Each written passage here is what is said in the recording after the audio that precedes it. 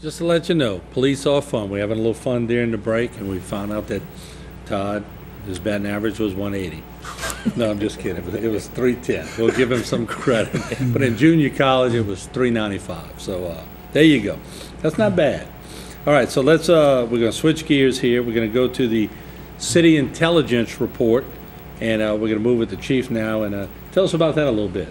Well, Martin, as much as we talked about the whole process of shoring up the organization and bringing the new officers in and training them, now it's time to hit the streets. So we look at data, and like I said, we're always analyzing where things are occurring and make sure we put our people in the right place.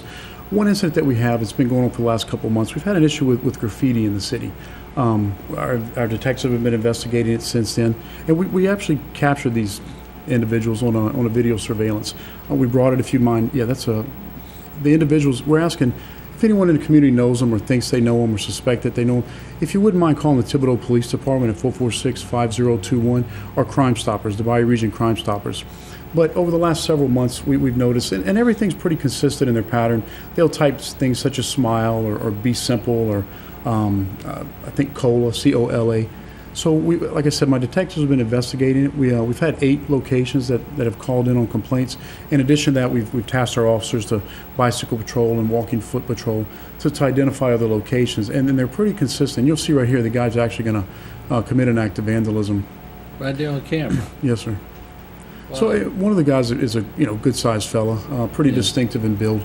So we're asking the community if you know them or if you suspect that you may know them based on their build or mannerisms, if you would call Crime Stoppers or the Thibodaux Police Department. And we'll get Jay to play that again. But a lot of times when you can't see their face, you can tell by their gait or their walk that who they are. Yeah, and that's why we want to put it out there. Look, enough's enough. We've had people, they're not writing anything facetious. You know what? It's a violation of criminal law. It's vandalism. Yeah. If you want to express yourself, do it on Facebook or buy a canvas. Don't use the city of Thibodaux in the business property to do that.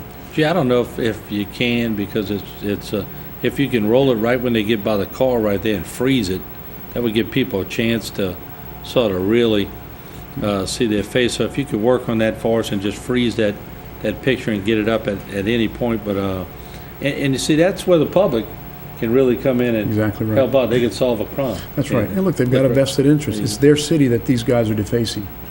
Too bad that the camera wasn't on the other side. You're right. Had they But we know they're young. There's no gray hair, right. So we know there's some young kids. And you're right. One of them's a pretty big fellow on the right. But I'm sure somebody out there is watching that knows exactly who these two are. So be a good citizen, and because chances are maybe next time it's something that you own. So we appreciate your help if you could do that.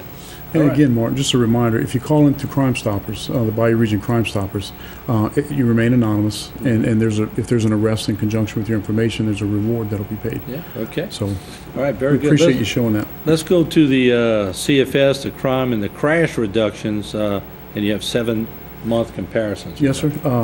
Again, what we like to do is, I always tell them, if you're not keeping score, it's just practice. Yeah. And that was Vince Lombardi, and I didn't think of that. You're a data person. I got to do it. That's you got some coaching in you or something? My dad was a coach at Thibodaux High School for many, many years. So again, growing up, look, like you said, basketball player, football player, and baseball player. Yeah. But that's. And coaching, you're right. But that's again, you've got to be able to quantify your successes. For us just to pat each other on the back and say we're doing a good job, trust us, I don't buy it. To say the way you've always done it is the best way to do it, I don't buy that either. There's always a better way to do things. And look, at this time with the economy and just everything going on, there's competing demands for our resources and our time. So with the resources we have, if we're not being absolutely efficient and effective in what we do, we're remiss our duties. And me as the executive in that police department, I'm remiss in my duties. And what we do also is when we've reduced the calls for service, like we talked about, and we prepared a graph. And what we did, Martin, was we went back. You want to compare apples to apples? We went back to 3 years. 3 years is a pretty good statistical baseline. You can kind of average out your outliers and your anomalies. So we took same periods, the first 7 months for the last 3 years, and then we took the first 7 months of this year. And what you see, and they're similar to I think the last month when I was here with Mayor S.J. But when you start talking about data sets of thousands of calls for service and things like that, the percentages aren't going to slide as drastically. But when you look at calls for service, that means every time the phone rings and an officer's dispatched to a location, whether it's a cat in the tree or it's a felon running down the street, it's a call and it's a demand upon an officer's time. When you see a reduction over 3%, you're talking about hundreds of calls over a period of time, which means that these officers, we're trying to manage the demand upon their time. I like the history of law enforcement, and our roots go back to English.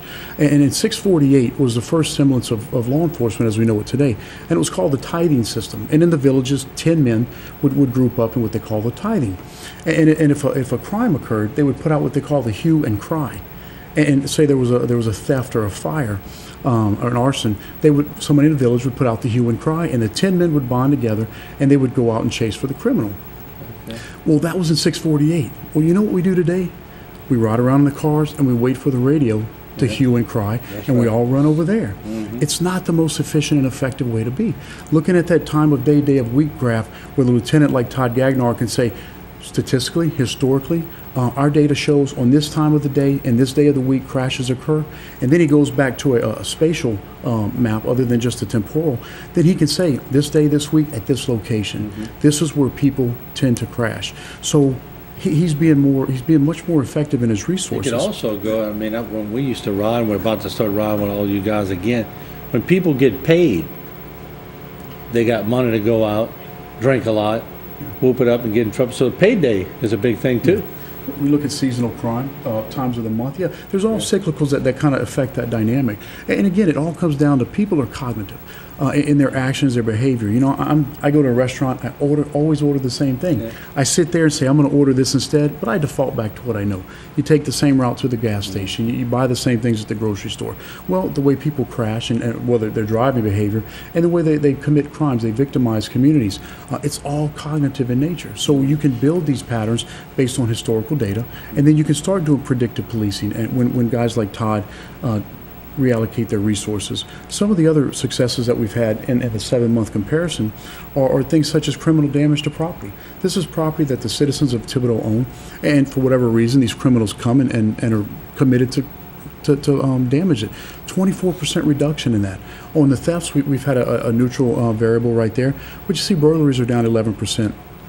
Auto crashes, which, you know, even if it's a non-injury crash, you're talking about insurance premiums, you're talking about damage to property. I mean, that's a 22% reduction.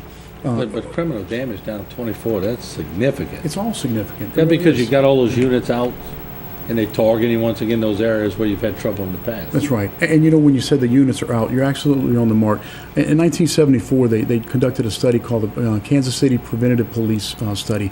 And what they showed is if officers are just out riding around without a laser-specific focus, nothing gets done. Because they fall victim to the pattern, the cognitive pattern. They'll go to the 7-Eleven and they'll go stop over here and they'll go pay their phone bill. But if you give them a very specific focus for the duration of their tour of duty, and it's a guy like Gagnard and the other commanders that make sure they adhere to that thing through mapping their activities, then they're not just riding around randomly patrolling. They're very specific in where they go. And you know, and that also prevents, you know, one of the big negatives in law enforcement is profiling. You know, race-based profiling. Right. Well, when you look at the data doesn't care what color you are or your socioeconomic status. You're looking at bits of data based on crime and crash information. So when a lieutenant or a commander assigns his officers to different locations, it's not based on intuitive policing or memory-based policing where, and that's one of my things that's, you know, oh, way back then that was the bad place. Well, that place hasn't been bad in 15 years, but that sergeant from the old days remembered that was bad when he was a rookie. Well, gentrification, urban renewal, or just they just quit. Criminals move too. Criminals move. Yeah. So you don't want to get stuck in that intuitive-based policing model. Right. The data, we look at it every day.